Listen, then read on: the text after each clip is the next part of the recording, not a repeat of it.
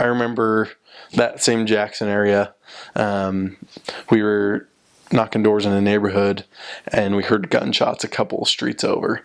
And I turned to my companion, and we were just like, "Yeah, we need to get out of here." There's a couple red areas in kind of central Jackson that are, I mean, to be honest, really dangerous. And so we actually weren't allowed to go in there. In the Jackson apartment, there's a little map, and it has those areas marked off where you're not supposed to go. And if we got a referral somewhere in there, we'd kind of call and talk to the mission president, sometimes see if that person could meet us at the church or meet us at a different member's house. But with that gunshot story, we, as soon as we heard that, we just got in our car, kind of got out of that general area.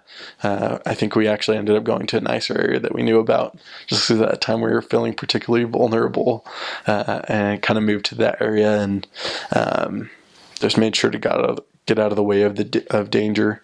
But definitely, I think your perceptions are kind of true. I wish I didn't have to say that, but there were definitely dangerous areas or dangerous places and areas where you would see drugs going on, or be in places where the cops would kind of stop you and be like, "What are you guys doing here? Have you seen anything?" Another thing to be careful of, besides kind of looking out for gunshots, I think anytime you hear gunshots, you're going to be careful. But there was frequently people that were drunk on the street, who could get angry very easily. So you kind of learn to recognize the signs of someone that's drunk. They're slurring their words. They're not walking very straight.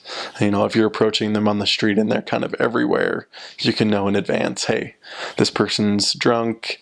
They may say they want to talk to us, but this isn't someone that we want to talk to at this moment. Maybe typically we would kind of hand them a pass along card and be like, "Hey, we're missionaries from the Church of Jesus Christ. Here's kind of a thing about our message. Just a little card. You can call this number or visit this website," and then kind of just take off. "Hey, we got to go. We're on our way somewhere else, but we thought we'd leave you with this card." In general, that seemed to work. I thought that was a good way to avoid being stuck with a drunk person where things could get risky. Yeah, so it seemed like the crimes were mostly domestic type crimes, as well as drug use. Those were kind of the two most prevalent things. You'd see a lot of people.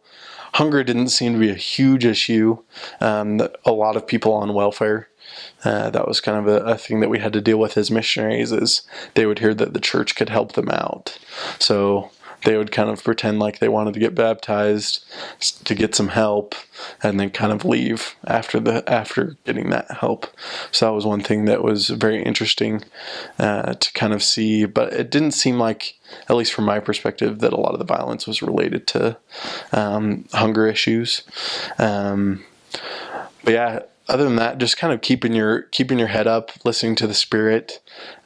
One thing that we would learn really fast is that the Spirit would let us know if there's something that's kind of dangerous or we need to get out of there. I didn't have any particular experiences myself.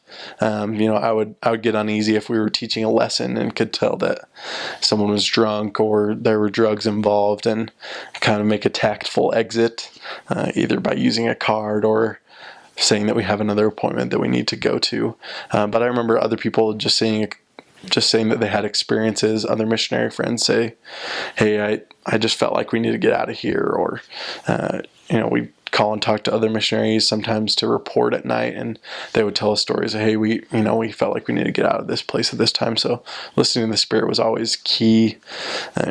Obviously the Lord is going to warn you if you're going to be in a bad spot, and so keeping that awareness there is definitely important. Yeah, so I mentioned earlier, kind of you could tell when you walked into a neighborhood that was poor.